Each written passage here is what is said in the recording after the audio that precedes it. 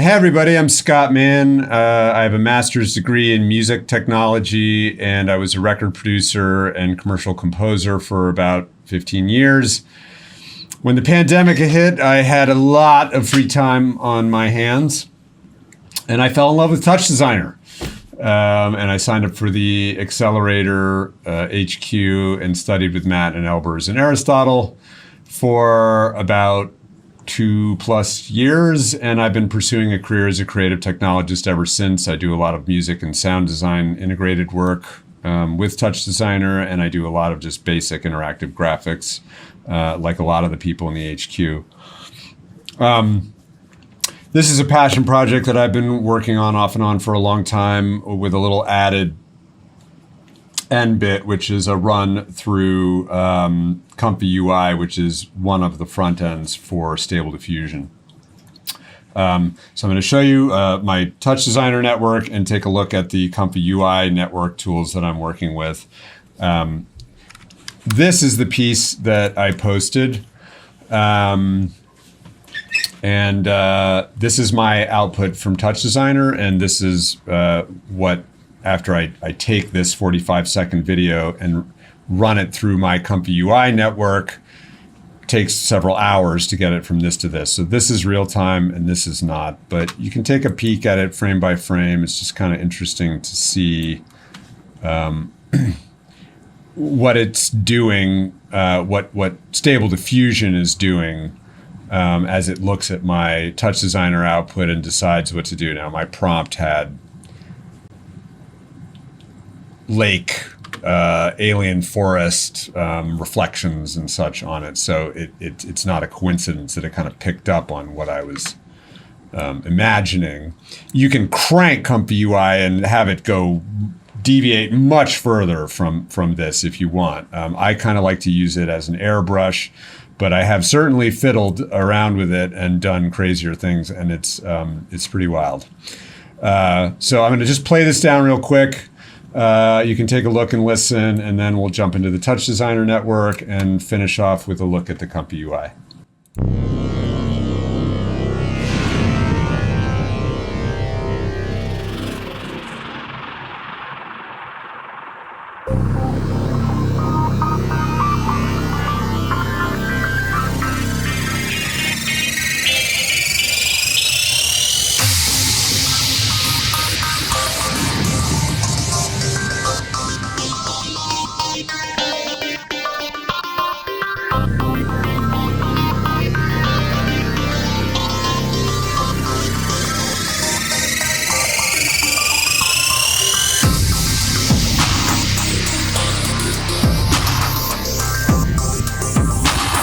TouchDesigner. I've got an audio analysis deck and an art deck. In the audio analysis deck, it's mostly chops, right? Audio. I've got a folder DAT with just my stem. So I made the track in Ableton and I ran off a separate print of the bass, the snare, the hits, the riser, the flutter, etc., the drums, which only come in at the end. If this is done properly and you load all of these tracks in to an audio file chop and you lock them to the timeline, they should just play down and sound like the mix of your track, which is the idea of having separate stems. You don't have to be a music producer. I made the track in Ableton and ran off the stems for myself, but everybody's got a friend who does this, a DJ or a music producer friend, so you could collaborate on it. You can also do this with just a stereo track to start out, just like a stereo mix, any track, grab a track from wherever and do it, the internal track from Derivative. For what I'm doing, I find that having the separate stems is really important because you are making a separate canvas for each stem. So in this, I've got just my bass and I'm extracting 5 data points from just this track, right? So this is just the bass. And I'm extracting an on-off, so when it crosses a certain, let me just jump over here real quick. Okay. I'm turning it into a mono by adding the channels together. I grab an audio spectrum and an analyze, which gives me the level and the spectrum, which is those are both two key data points. From the level data, I run it through a trigger. I can get an on-off, like every time it crosses a certain threshold. This is really more for drums, but every time it crosses a certain threshold, I get a little pop on here, so I know when this sound has started. Every time it crosses that threshold, I increase a count, so I can change the noise seed in my graphics network somewhere. If I have a noise seed, I want it to change every time a separate note plays here, let's say, or a separate drum hits. I also have it generate a random number with a little Python every time. I'll give you a peek at that. Every time the count changes, I get a value change, and I have it run out a random integer in here, which is very useful for like if you want to change the period of a noise or something in your graphics area. This is just the level, the RMS power level with a lag on it to smooth it out, and of course the spectrum. So, and then I tick it a little Python so that it would copy and paste properly. And I'm doing the same thing. Essentially, I have one stereo track that I'm analyzing, which is a little different, but it's basically the same network run twice, one for the left channel and one for the right channel. So I've got 5 data points for each track. And then I fly all of that data over to the art deck. Okay, once you've got all your audio data gathered up, you're ready to start having a lot more fun. I just fly all that data over into my art deck, and this is what it looks like. I've basically got one visualizer, one canvas for each track, and then I'm adding it in successively one at a time. So in each of these is really just a comp. I'm using a little bit of displace so that the new track that arrives is displacing everything that came in before it a little tiny bit. It just helps to kind of merge the graphic together a little better. So that's it. If you had one track that you were working with, no stems, or one single stem, you wouldn't need all of this comping stuff. You would just have one canvas that you were working with, and that would probably be a good place to start. But if you're an intermediate or an advanced user, this would not be challenging for you. I'm going to take one quick look at this at the end, but first, I want to show you my sort of favorite visualizer tool. There's a million ways to do this with particle systems and graphics and noise.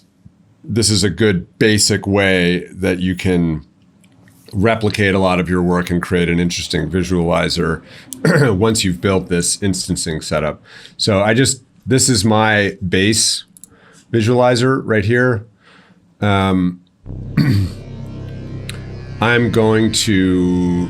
I just copied and pasted it up here so that I could give you a little tour of it. So let's go in there. It's a very basic instancing setup.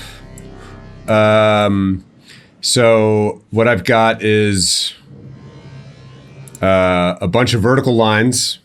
Here they are, my geocomp. It's a vertical line. And they're rendered on the x-axis, right? So this is my y data. It's all 0. And this is my x data. It's running from 0 to 11, but I can stretch it out or shrink it, right? I'll leave it where it was. Once you have this, you've got a really good visualizer of the real texture of that sound that you may have seen on the front of a stereo or something. It's just a spectrum analyzer.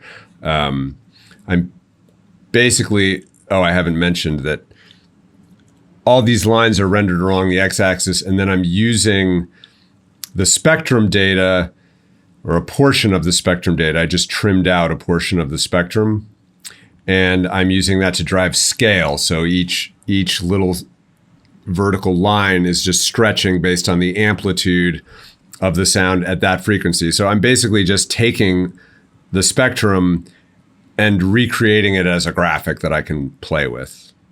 That's really all this is. Now, this doesn't look like much, but you add a little post-production. I use a mirror, which is sort of a cheap trick to make it symmetrical, a little feedback, and I've got something that's starting to look interesting. If I take an animated noise and displace it, fun, starts to get interesting. Maybe that's a little too heavy. I mean, I'm displacing it a slight amount and I'm getting this graphic. Let me turn on the sound for a second. So pretty cool already. And then another thing you can play with is just go back to your chop data, and instead of using straight lines, you can try rendering it in a circle. You can drive the rotation of each line. Right now, all the lines are vertical. You could drive the rotation with your spectrum, right? So now each line is rotating in addition to stretching with the spectrum data. We haven't even invited Stable Diffusion, and we're already got something pretty cool. You can, instead of just using white, I recommend just grabbing a freebie from Derivative or whatever image you want, ramp maybe. Texture is good when you're working with Stable Diffusion, so give it a little bit of color, and you'll just get more interesting results. So I didn't get this crazy, right? I just, I did the rotation trick in here. That's how I got this sort of triangular shape. But there are 3 or 4 stems in here that are using this trick, this spectrum trick, to give me a sense of the texture of each sound. And then one final thing that I would highly recommend that you do is take your entire canvas, once it's all comped together, and grab one sound. In this case, I used the bass. And do something with it, right? I grabbed a lens distort and I used the level, right? The amplitude, that lagged amplitude of the bass, to drive a parameter on a lens distort, which gives it this like interesting kind of stereo circular pattern. And that just tends to sort of tie everything together for you. Now you have your graphic, and you're going to go out, movie file out, run it to the beginning, record it down, and you've got your visualizer, and you're ready to feed it to Stable Diffusion, which is going to keep you up even later at night. So make a pot of coffee. Let's look at ComfyUI. Okay, here we are in ComfyUI. I'm going to assume some basic acumen with it because I'm moving pretty quickly. If this leaves you feeling lost even after you watched Dylan's tutorial, then you might just want to bone up on a little bit of ComfyUI before trying to follow through this. But if you're familiar with it, then this should be helpful just for some tips about how to get this right. So here's the K sampler where the rubber meets the road in Stable Diffusion. On my model path, I've got 3 LoRa's after my checkpoint. So this is where you load your main model. I'm using Dream Shaper. One thing I should mention is that Animate Diff, which is sitting down here, is crucial to doing this properly. And right now, Animate Diff is stuck in 1.5 land. So when you're on Civet AI and you're downloading your models and LoRa's and whatnot, just make sure that they're 1.5 compatible, or, Animate Diff will fail. If you aren't familiar with LoRa's, I'll just say quickly, like, these are just sort of little refiners to your model. They're like little add-ons. So this one adds more details, and this one is a contrast fixer. You can get like LoRa's that will completely transform the output of your model. So your model will still be doing the heavy lifting. And then if you have an anime LoRa or something, of which there are a billion, it will make everything look like anime. Or if there's probably like a Picasso LoRa that will make everything look like Picasso. And they're very fun to experiment with, and they're very powerful. So that's just sort of like a peek under the hood. You don't need any of them to do this on your first time. You can not use any LoRa's at all, and it'll work just fine. Animate diff, this is really important. If you've seen videos that are AI generated that are like blinking and the colors are changing frame by frame and it's just like, oh, overwhelming, that's because they aren't using animate diff. This is an incredible piece of technology that allows the K sampler to run the diffusion in the context of, for each frame, in the context of the frames that precede it and the frames that follow it. So it'll run the diffusion kind of in the context of a full 16 frames and look at the whole arc of those frames and try to find the similarities and leave them largely intact so that one frame leads logically into the next. So you basically download this animate diff package. I think it's the animate diff evolved is the one that I'm using. Add your context options and just leave these parameters as is. These are not parameters that are worth fiddling with. They're good the way they are. Just take my word for it. So that's your whole model path. You got your checkpoint, 3 LoRa's, animate diff with your context options, and that's your model path. The LoRa's are also sitting on your prompt path. And then here's your prompt. Dylan went over this. Mine is 3D, alien space lake, dead trees, bright purple lightning, stormy waves. This is obviously all up to your own creativity.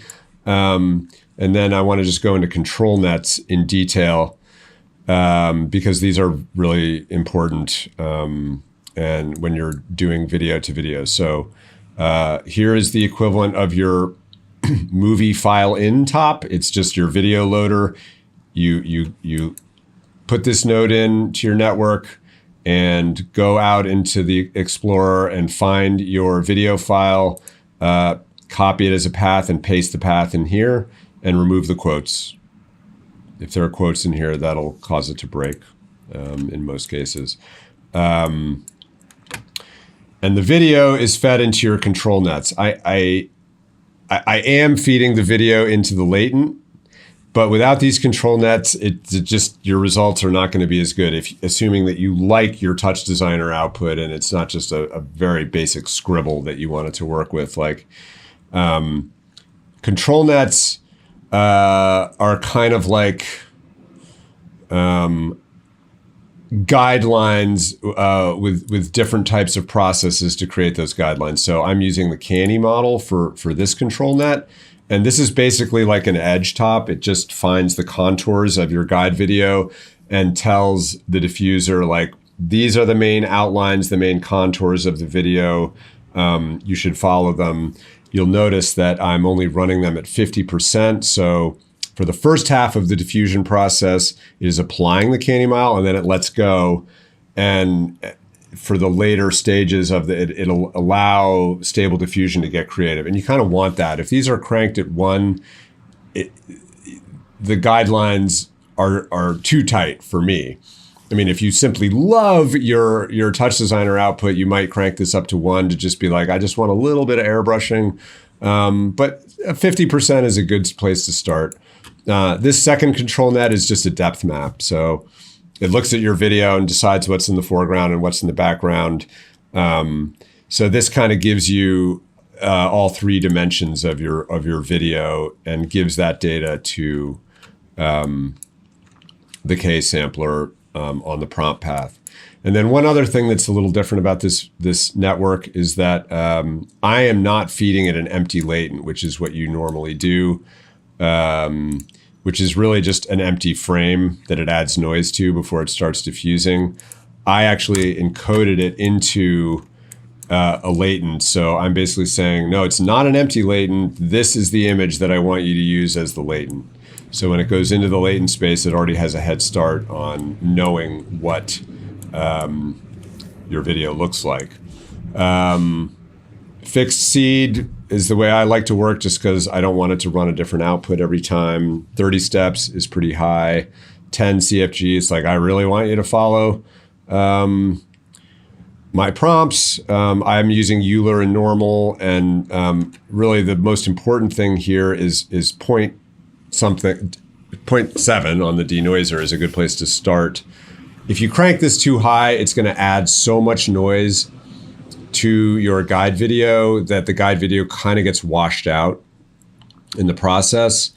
If you like your TouchDesigner output and you kind of want it to still sort of look like it, start at around 0.7. You can go up to 0.8 or 0.85 or down to 0.5 or even lower if you feel like the TouchDesigner output is close to being done. And then it'll just kind of airbrush it for you a little bit.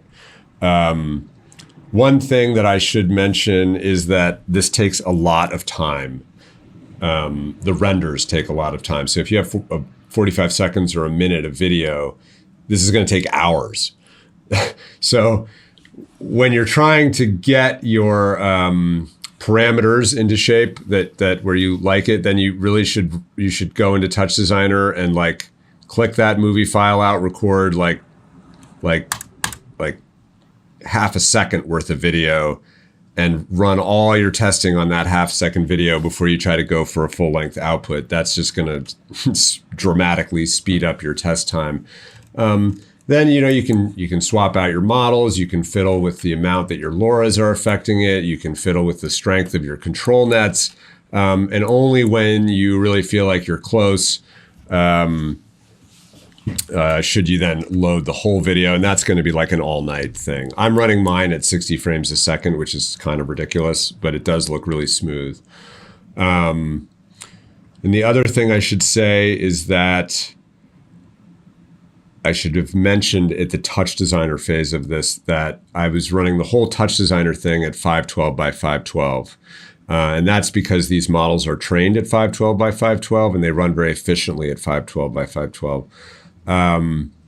You can upscale it after. You're not stuck at that resolution. In fact, you can add more detail and give it a new prompt. You could just do another video to video pass, or you can add that to your network at the end for an upscale pass. So that's just a word to the wise. And when you're running at 512 in TouchDesigner, things running really efficiently over there as well, right? So I'm just going to play down, now that you've seen behind the curtain, video one last time.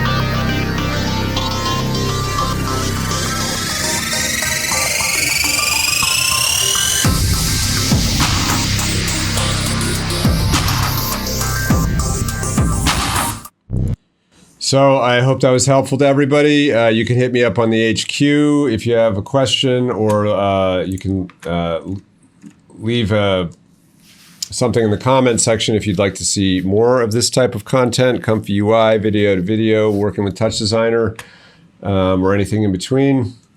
See y'all next time. Hey folks, thanks for watching. If you like our YouTube content, I highly recommend you check out the Interactive and Immersive HQ Pro. The HQ Pro is the only comprehensive educational resource and community for immersive design, TouchDesigner, and creative tech pros. In the HQ Pro trainings, we cover almost any topic you can think of, and we go way more in depth than we do in our YouTube tutorials. We have a private group where Matthew Reagan, myself, and our other industry veteran and pioneer teachers answer your questions every single day. If that sounds cool, click the link in the description to learn more. And if you enjoyed this video, hit that like button and don't forget to subscribe for more free TouchDesigner and immersive content.